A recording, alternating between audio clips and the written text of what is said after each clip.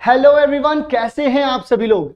I hope बहुत ही बढ़िया होंगे। और क्योंकि इस सीरीज में आप लोग हैं, इस वीडियो को आप लोगों ने शुरू किया, इसका मतलब आप लोगों का सपना है डॉक्टर बनने का।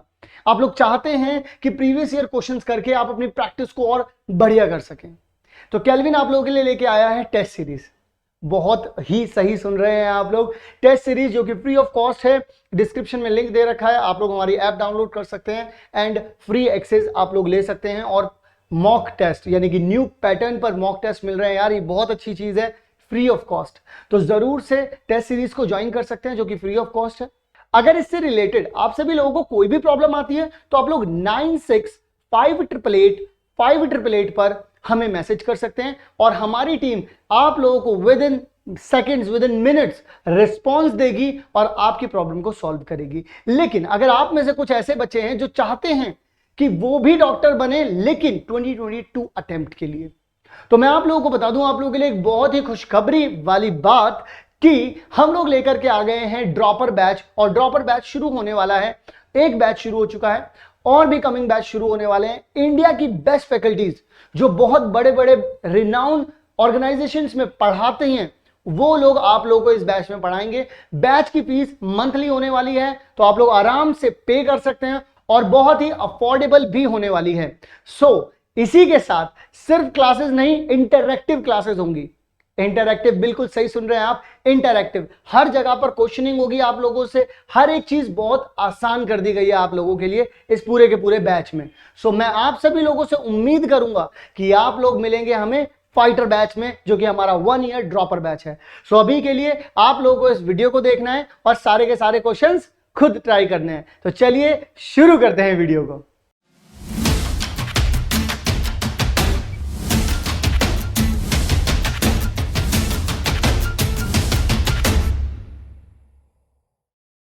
Hello student, my self Rajesh Jha, physics faculty. इस वीडियो में हम बात करने जा रहे हैं नीट के प्रीवियस ईयर क्वेश्चंस के बारे में। जो नीट के अंदर क्वेश्चन आ चुके हैं पिछले 5 सालों में, उस क्वेश्चन को हम डिस्कस करने जा रहे हैं और चैप्टर है ऑसिलेशंस। तो चलिए स्टार्ट करते हैं। क्वेश्चन कर रहा है the phase difference between displacement and acceleration of a particle in a simple harmonic motion. Phase difference निकालना है डिस्प्लेसमेंट और एक्सेलरेशन के बीच में। सपोज करिए कि डिस्प्लेसमेंट का इक्वेशन है y equal to a sin omega t। ठीक है, इसको डिफरेंशिएट करेंगे तो ये आ जाएगा omega a cos omega t। ये क्या देगा? ये देगा वेलोसिटी। अगर आप इसे फिर से डिफरेंशिएट करें, अगेन डिफरेंशिएटिंग किसके रेस्पेक्ट में? टाइम के रेस्पेक्ट में। Again differentiating with respect to time, तो ये आ जाएगा dv बाई dt। और ये देगा आपको ओमेगा ए कॉस का माइनस साइन ओमेगा टी और इनटू ओमेगा। ठीक है, कॉस ओमेगा टी का minus sign omega T into omega, coefficient से मल्टीप्लाई, तो ये आ जाएगा माइनस ओमेगा स्क्वायर ए साइन ओमेगा टी। इसे अगर आप चाहें तो आप इसे रिप्लेस कर सकते हैं किससे? y से। तो यहां पे अगर आप देखें कि एक्सेलरेशन आ जाएगा minus omega square into Y. Y displacement है, ए यहां पे एक्सेलरेशन है। तो डिस्प्लेसमेंट और एक्सेलरेशन के बीच अगर आप यहां फेज देखें तो कितना है? पाई। तो first option is correct. NEET 2020 में आ चुका है ये क्वेश्चन। चलिए बढ़ते हैं नेक्स्ट क्वेश्चन की तरफ। क्वेश्चन कर रहा है the displacement of a particle executing simple harmonic motion is given by y equal to a naught a sin omega t plus b cos omega t। y equal to a naught plus a sin omega t plus b cos omega t। Then the amplitude of its oscillation is given by, तो amplitude क्या होगा? आप इसको थोड़ा सा modify करके लिखें तो आप लिख सकते हैं y minus A not equal to A sine omega T plus B cos omega T. इसे अगर आप y डैश मान लें तो ये आ जाएगा a साइन ओमेगा टी, और इसे लिख सकते हैं b sign omega T plus pi by to. तो यहां पे अगर आप देखें फेज डिफरेंस तो कितना है, पाई बाई टू। अब आप निकालें कि रिजल्टेंट एम्पलीट्यूड क्या होगा, तो ये आ जाएगा A square plus B square plus 2ab cos pi by two, और ये टर्म जीरो हो जाएगा चूंकि कॉस 90 जीरो, और एम्पलीट्यूड आ जाएगा यहां से A square plus B square. Option देख लीजिए, C is the correct option. NEET 2019 में आ चुका है ये, ठीक है ना, क्लियर है। नेक्स्ट क्वेश्चन है the radius of circle, the period of revolution, initial position and sense of revolution are indicated in the figure. ये सब कुछ आपको फिगर में यहां पे इंडिकेट किया हुआ है कि t इक्वल टू 0 पे p पे है, टाइम पीरियड यहां दे रखा है 4 सेकेंड, ठीक है, ये आपको यहां पे एम्पलीट्यूड दिया हुआ है, ये सारा कुछ आपको यहां दिया हुआ है। Y projection of radius vector rotating particle p is, तो अगर आप यहां पे देखें तो टाइम पीरियड कितना है, टाइम पीरियड है 4 सेकेंड, तो टाइम पीरियड होता है 2 पाई बाई ओमेगा, तो ये है 4 सेकेंड। तो यहां पे अगर आप ओमेगा निकालें तो ओमेगा आ जाएगा 2 pi by 4 means pi by 2 radian पर सेकेंड, ओमेगा आ गया पाई बाई 2। अब it is noted from extreme, तो यहां पे जो y आ जाएगा,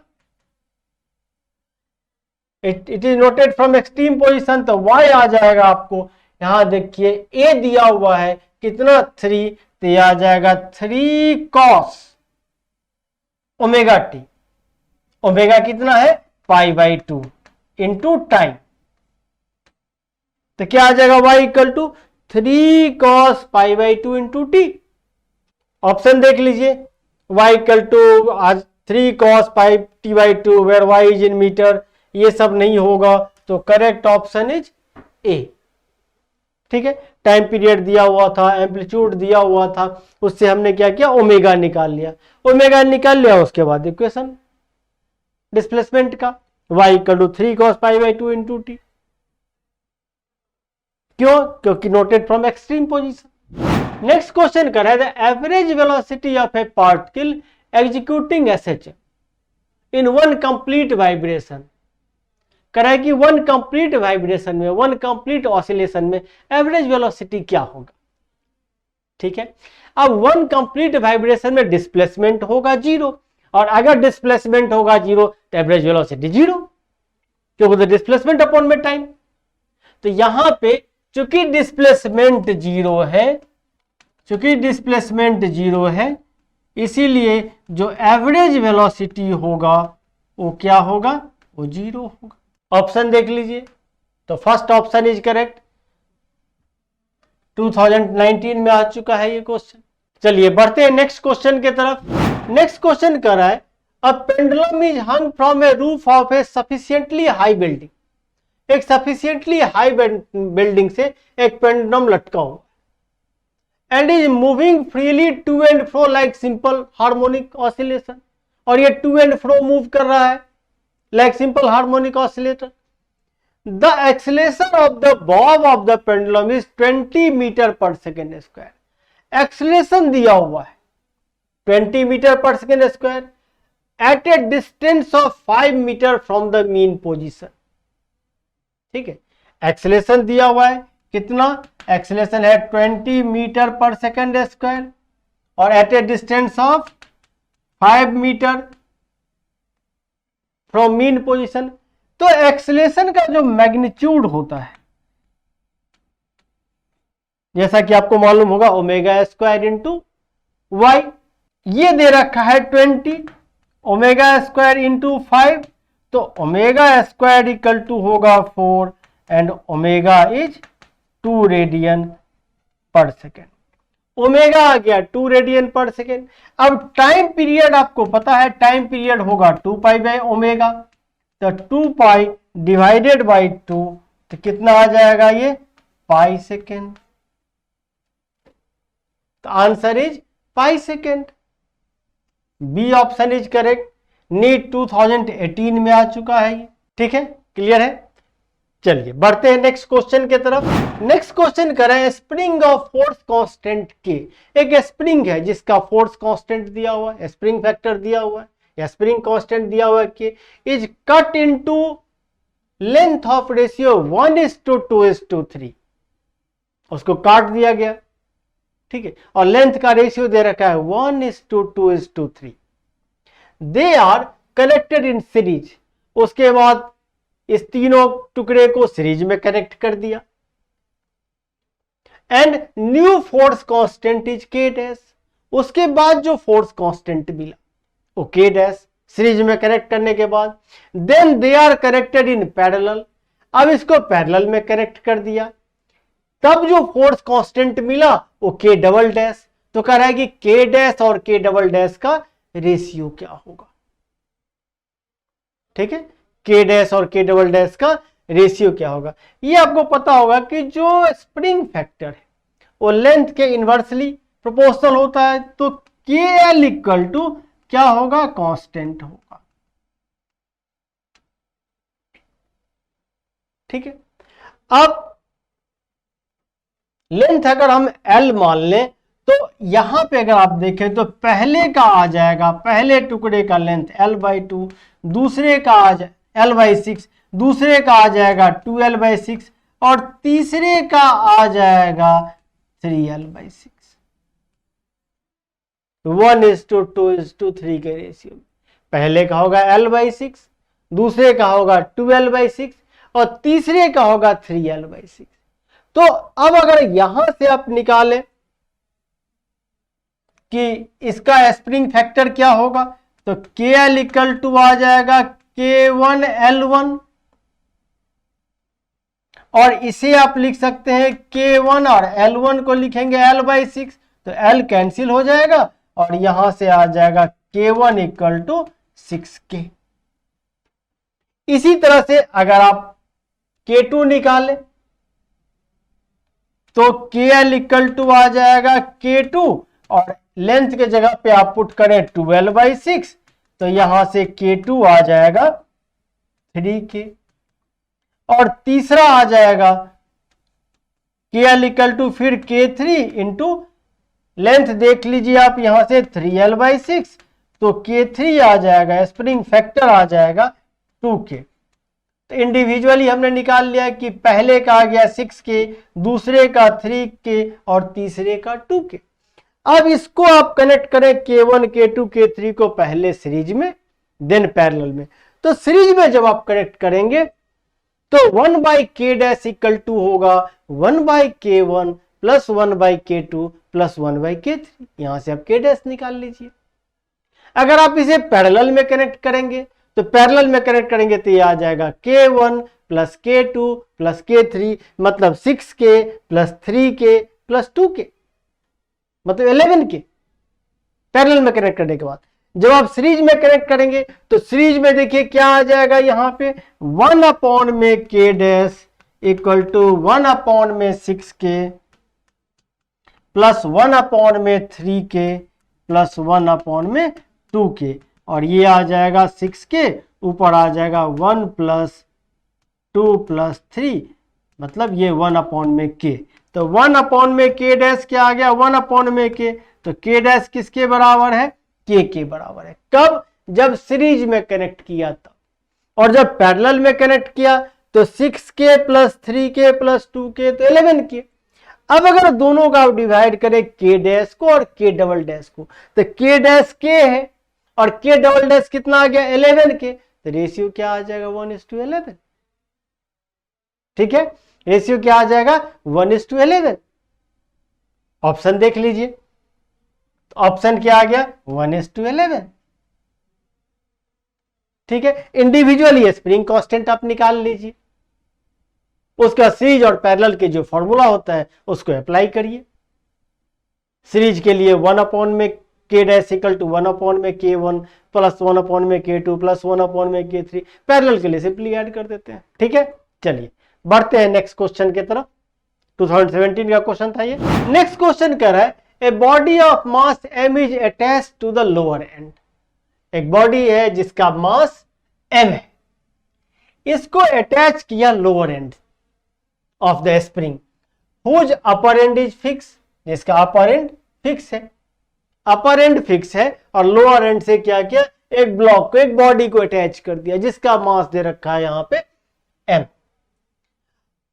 ठीक है, स्प्रिंग हैज नेग्लिजिबल मास। अब करें when mass m is slightly pulled down, mass को स्लाइटली पुल करके छोड़ दिया तो ये ऑसिलेट करने लग गया। ठीक है, it oscillates with time period of 3 second. अब टाइम पीरियड आपको मालूम होगा कि टाइम पीरियड होता है 2π√m/k, मास और spring constant, m is the mass और k is the spring constant. तो ऑसिलेट कर रहा है जिसका टाइम पीरियड कितना है 3 second. When mass m is increased by 1 kg, अब क्या कर रहा है कि मास को 1 kg बढ़ा दिया, पहले m था तो अब कितना हो जाएगा m+1, तो स्वाभाविक है कि टाइम पीरियड बदल जाएगा। तो अब टाइम पीरियड कितना हो गया, टाइम पीरियड बिकम्स 5 सेकेंड। पहले टाइम पीरियड कितना था 3 सेकेंड, अब कितना हो गया 5 सेकेंड। तो आपको पूछ रहा है क्या कि m की क्या वैल्यू है। तो यहां से अगर आप देखें तो ये जो t है m के स्क्वायर रूट के प्रोपोर्शनल है, तो t t डैश ये आ जाएगा m में m+1 और t डैश कितना, ये 3 था और ये 5 था। ठीक, पहले 3 था बाद में 5। अगर आप स्क्वायर करें तो ये आ जाएगा 9/25 और ये होगा m में m+1। सिंप्लीफाई करिए तो 25m इक्वल टू 9m+9 और 16m इक्वल टू 9 और m कितना आ जाएगा, m बिकम्स 9/16। m की क्या वैल्यू आ जाएगी 9/16। ऑप्शन देख लीजिए, D is the correct option, D is the correct answer. ठीक है, नीट 2016। ठीक है, तो इस तरह से हमने यहाँ पे जो भी क्वेश्चन डिस्कस किए हैं ऑसिलेशन चैप्टर से, उम्मीद करता हूं कि आपको ये सारे क्वेश्चन बिल्कुल क्लियर समझ में आ गए होंगे। दूसरे वीडियो में फिर हम नेक्स्ट चैप्टर लेकर के आएंगे, फिर उसको डिस्कस करेंगे।